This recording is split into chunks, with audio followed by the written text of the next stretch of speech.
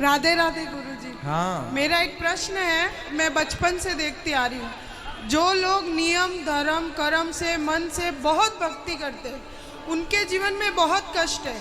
सबके जीवन में कष्ट है जो भी भक्ति करते हैं। मैं भी ठाकुर जी को मानती हूँ, उनके इर्द गिर्द ही मेरे विचार रहते हैं, लेकिन इतने नियम मैं नहीं पालन कर सकती। जो थोड़ा होता है वो मैं करती हूँ, लेकिन जो ज़्यादा नियम पालन करते हैं इतना कष्ट में रहते हैं, फिर भी उनके साथ तर ब तर उल्टा होता ही जाता है। तो कहते हैं कि ये सब कर्मों का खेल है, उनके कर्म है, जैसे वो कभी कुछ पिछले जन्म में किया होगा, कभी इस जन्म में किया होगा, उनका फल है उनका दुख। लेकिन मेरे को ये समझ नहीं आता कि जब कर्म करके फल लेना है, कर्म करके फल लेना है, तो वो भक्ति का उसमें क्या योगदान है, वही मेरे को। और जब भगवान कहते हैं कि मेरी आप भक्ति करोगे तो मैं हर चीज़ से आपको मुक्त कर दूंगा, आपके लिए जीवन आसान कर दूंगा, तो फिर कर्म का दोष कैसे लगेगा, मुझे वो समझ नहीं आता। वाह, सुंदर प्रश्न है, इसलिए ताली बजाओ।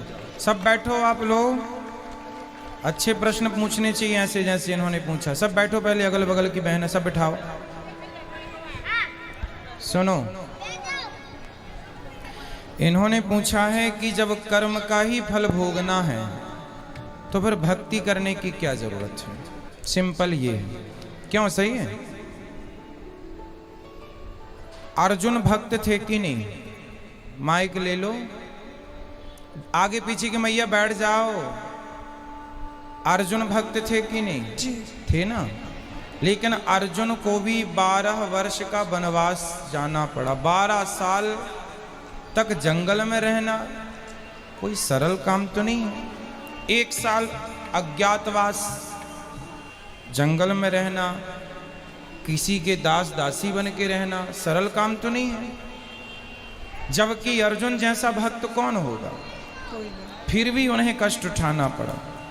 भगवान राम तो स्वयं भगवान थे, 14 साल का कष्ट। माता सीता तो साक्षात लक्ष्मी थी, फिर भी दर दर की ठोकर जंगल में लकड़ियां काट काट के बच्चों का लवकुश का लालन पालन किया। इसी प्रकार अब आप कहते हैं कि जब हम भक्ति करें तो फिर कर्म ही का फल भोगना है, तो भक्ति का अर्थ क्या? बात ऐसी है बेटा कि कर्म तो अपनी जगह है, कर्म तो हमें भोगनी है, हमें भी भोगना है, आपको भी भोगना है। भक्ति सिर्फ इसलिए की जाती है, इसलिए नहीं की जाती कि भगवान हमें पैसे वाला बना दें, भगवान हमें धन धान्य से भर दें, घर में सब कुछ हो। भक्ति का मतलब पैसा पाना नहीं, भगवान से बेटा बेटी मांगना नहीं। अरे भगवान की भक्ति आपको जो देगी, कोई कर्म में इतनी ताकत नहीं है कि आपको वो दे सके। अब उदाहरण से समझो, विभीषण को लंका का राजा बना दिया, क्या विभीषण का कोई ऐसा कर्म उसे राजा बना सकता था? कर्म अच्छे करता था फिर भी लातें खाता था, रावण लात मार के निकालता था, उसके कर्म का भी उसे दंड मिला। पर भगवान की भक्ति जो की, उस भक्ति का भी फल, कर्मों का फल यदि मिलता है तो भक्ति का फल भी मिलता है। थोड़ा सा देर है, विभीषण को भक्ति का फल मिला। उस कोई व्यक्ति ऐसा कितना कर्म करता कि वो लंका का राजा। भगवान कर्मों के फल को नहीं देखते कि तुमने भक्ति हमारी कितनी की।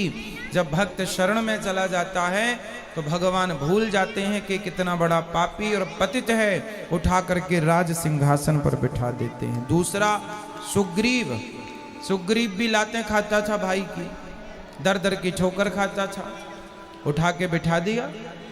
तो भगवान बेटा, भगवान जो दे सकते हैं कोई नहीं। इसलिए गलती हम लोगों की है कि हम उम्मीद क्या करते हैं, हे भगवान हम तुम्हारे इतने बड़े भक्त हैं, तुमने हमें बेटा भी नहीं दिया। हे भगवान हम तुम्हारे इतने बड़े भक्त हैं, रहने को घर भी नहीं दिया। हे भगवान तुम्हारे हम इतने बड़े भक्त हैं, हमारा पति नहीं सुनता, बेटा नहीं सुनता। भगवान की भक्ति का मतलब ये नहीं कि तुम्हारा बेटा सुने, तुम्हारी बेटी सुने, तुम्हारा घर बन जाए। जो भाग्य, सुदामा ने सारी जिंदगी गरीबी देखी है, क्या सुदामा से बड़े भक्त आप और हम हैं? क्या हो सकते हैं? नहीं। लेकिन सुदामा से ज्यादा हमारी शिकायतें हैं। सुदामा की तो एक भी नहीं थी, सारी जिंदगी भीख मांगकर गुजारा किया, सारी जिंदगी भगवान की भक्ति की, और मांगने नहीं गए, 4 मुट्ठी चावल अपनी हैसियत के अनुसार देने गए। जब सारी जिंदगी उन्होंने भक्ति की और फिर भी गरीबी में रहकर शिकायत नहीं की, तब भगवान ने देखा कि भक्त पक्का है। 50 रुपए का घड़ा जो खरीदती हो ना मेरी बहन, उस घड़े को भी कुम्हार हफ्ते भर पकाता है भट्टे में, महीनों तक पकता है वो, कम से कम 10 दिन की आग तो देता होगा, तब जाके वो काले से लाल होता है, माटी पक जाती है तो लाल हो गया। अरे घड़े को भी पकने के लिए आग में उसे डालना पड़ता है। तो भगवान जब अपने भक्त को पकाएंगे तो थोड़ा तो दुखों की आग में तपाएंगे कि देखें कितना कच्चा कितना पक्का।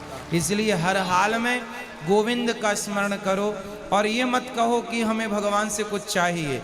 लोग कहते हैं कि भगवान के भक्तों को दुख मिलता है। अरे जो भगवान का सच्चा भक्त हो जाएगा उसे पता ही नहीं चलेगा कि दुख क्या चीज है, उसे तो सुख ही मिलेगा। गोपियों को भगवान की याद में रोने में भी सुख था, कैसे कहें हम कि ये दुख था। इसलिए जो हो गया उनका वो दुख तो है ही नहीं। दुख तो वो लोग दुखी हैं जो कोठी बंगलों में रहकर भी जो ईश्वर को भूला पड़ा है वो सब दुखी हैं, और जो ईश्वर की शरण में है याद कर रहे हैं सब सुखी हैं। अब उस सुख को आप दुख मान रहे हैं वो अलग विषय है। इच्छाएं ज्यादा है ना बेटा आपके अंदर, इसलिए वो इच्छाएं आपको दुखी बनाती रहती। इच्छाएं छोड़ के एक बार शरण में चले जाओ, वो कभी ना पाया होगा आपने जो शरण में जाकर के प्राप्त हो जाएगा। एक बार सच्चे होकर जाना। गुरुजी एक प्रश्न और है, जैसे मैं आसपास देखती हूँ, मेरे आसपास जीवन में भी देखती हूँ, जो भक्त है चलो उनका मैं समझ गई कि वो दुख है क्यों है, भक्ति का क्या महत्व है, लेकिन जो भक्त को दुख दे रहा है, जो उसको गाली दे रहा है, उसको उस चीज़ का एहसास भी नहीं होता। मुझे नहीं समझ आता वो क्या सोचता है, वो ऐसा क्यों करता है, और उसका पूरा जीवन अच्छे से चल रहा होता है और वो भक्त रो रहा होता है और उसका पूरा जीवन अच्छे से चलेगा। अगर उसको सजा मिलेगी तो वो भी मरने से कुछ दिन पहले, तो उसका जीवन तो मज़े से गया और भक्त का पूरा जीवन रोने में या कष्ट में तकलीफ में गया। तो फिर उसका भक्ति न करना या करना, उसमें क्या उसमें अंतर हो गया। फिर वो तो दुख दे के मज़े कर रहा है, अंत में 4 दिन भुगत लिया और फिर चल लिया। वो बेचारा भक्त पूरा टाइम रोता रहता है, गाली जो खाता भक्त होता है ना बेटा, आप किसी भक्त को जाकर पत्थर मारिए, आप किसी भक्त को जाकर के लाठी और जूते से मारिए, तो मारने वाले की तरफ भक्त जब देखता है ना तो वो ईश्वर से प्रार्थना करने लगता है, हे भगवान इसने मुझे जूते मारे हैं, हे भगवान इसने मुझे पत्थर और लाठियां मारी हैं, हे भगवान इसे क्षमा कर देना। क्योंकि भगवान बड़े गुस्से में आ जाते हैं जब कोई भक्त को मारता है। पर वो भक्त, आज की कथा सुनी आपने, द्रौपदी के 5 बेटों को मार डाला था अश्वत्थामा ने, और भगवान ने पूछा कि बता क्या करूं इसके साथ। तो द्रौपदी ने क्या कहा, छोड़ दो छोड़ दो। कोई भक्त यदि बदले की भावना रखे बैठा है तो भक्त हो ही नहीं सकता। भक्त तो ये चाहता है कि इसने गलती की है पर भगवान इस पर क्षमा करना, और भगवान क्षमा करते नहीं हैं। विभीषण को लात मारा रावण ने, मारा, लात मारा भगवान ने, भगवान को, भक्त को। भगवान ने कहा रावण तुमने मेरी छाती में लात मारे होते ना मैं तुम्हें माफ कर देता, तुमने भक्त को मारा है इसलिए माफ नहीं सर्वनाश करूंगा, कर दिया। एक बात बताओ कि जब तक रावण ने विभीषण को लात नहीं मारा तब तक राम जी ने लंका में एक भी बाण छोड़ा हो, एक भी नुकसान किया हो लंका का, तो मुझे बताओ। रावण ने सीता मां को चुराया, जयंत ने सीता मां के चरणों में चोंच मारी थी तो बाण छोड़ दिया था, त्रैलोक्य में जयंत को बचाने वाला नहीं मिला, चरणों में चोंच मारी थी केवल, और रावण तो पूरी सीता उठा कर ले गया। तो क्या राम जी बाण वहीं से बैठे बैठे ना मार देते, रावण तो मर जाता। लेकिन नहीं, राम जी ने कहा कि रावण भले मेरी पत्नी का हरण किया हो, लेकिन मेरे भक्त को रोटी खिलाता है विभीषण को, इसलिए मैं बाल भी बांका नहीं करूंगा। लेकिन जब उस भक्त को लात मारा तो राम जी ने सर्वनाश कर दिया। भगवान कहते हैं तुम मुझे लात मार दो, सह लूंगा, मेरे भक्तों को मारोगे विनाश कर दूंगा। इसलिए मेरी बहन, आप जो कह रही हैं कि भक्तों का अपमान करके लोग मजे से रहते हैं, नहीं, उनको जब मिलेगा ना दंड, भगवान थोड़ा सा देर, God mills grind slow but sure, ईश्वर थोड़ा धीरे चक्की चलाते हैं। पिसता है उनके घर आटा धीरे, पर पिसता जरूर है। हिसाब तो पाई पाई का रखते हैं ना भगवान।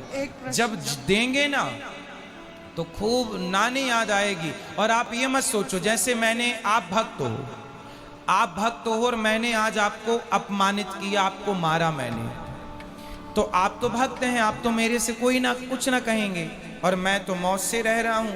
लेकिन मेरे जीवन के आखिरी तक और जो अगला जन्म होगा, वो सारे जन्म में इस जन्म का ये दंड भोगना पड़ेगा। कोई अंधा है, कोई लंगड़ा है, कोई बहरा है, क्यों है? किसी जन्म का तो हिसाब चुक रहा है ये। क्यों लोग घिसट घिसट के चल रहे हैं? क्यों चप्पल पाँव में ना पहन के हाथ में पहनना पड़ रहा है? ये आज का ही कर्म दंड थोड़ी है, ये किसी ना किसी जन्म का कर्म दंड ही तो भोग रहा है। तो ईश्वर के घर देर है, अंधेर एक में। प्रश्न और लास्ट, जैसे भगवान कर्म की सजा देते हैं, उसको सजा मिल रही है, वो पूरा जीवन सजा ले रहा है, लेकिन उसको ये ज्ञात ही नहीं है कि उसको सजा क्यों मिल रही है, और वो गाली दे रहा है, तो उस सजा का क्या फायदा? ज्ञान नहीं हो सकता बेटा, ये तुम्हारे और हमारे हाथ में नहीं है, यही तो ईश्वर के हाथ में है। मिलेगा बस, ये श्योर है, ये कन्फर्म है, बट ये नहीं कन्फर्म है कि आपको किस दंड पाप का। भीष्म पितामह को बाणों की सैया मिली। भीष्म पितामह ने कहा कि मैंने तो कोई पाप नहीं किया, मैंने तो कोई अपराध नहीं किया, मैं तो अपने 20 जन्म पुराना मैं जानता हूँ। भगवान ने कहा 20 जन्म तक तो जानते हो, 20 जन्म के पहले 21वां जन्म देख लेते तो मिल जाता। एक सांप को कांटों के ढेर में फेंक दिया था 21 जन्म पहले, उसका दंड आज मिल रहा है भीष्म पितामह को। तो हमारी और आपकी सोच, हमारी और आपकी बुद्धि से ईश्वर का न्याय परे है। महाराज जी, जैसे मेरे जीवन में है, मेरे साथ कुछ बुरा होगा, कुछ समय के लिए बुरा लगेगा, लेकिन मैं सोचूंगी कि शायद ये मेरे कुछ कर्मों की सजा है, फिर मैं माफ़ी भी मांगूंगी, तो क्या मुझे वो माफ़ी मिलेगी उस भाव के साथ, उस फील के साथ? यदि हमने कोई अपराध किया हो और हम सिर्फ भगवान की शरण में चले जाएं, तो भगवान कहते हैं सन्मुख हो ही जीव मोहि जबहि, जन्म कोटि अघनासहि तबहि। अघ मीन्स पाप। जो मेरे सन्मुख आकर मेरा हो जाता है, मेरे में आत्मसमर्पण कर देता है, मैं उसका हो जाता हूँ और उसके सारे अपराधों को क्षमा कर देता हूँ।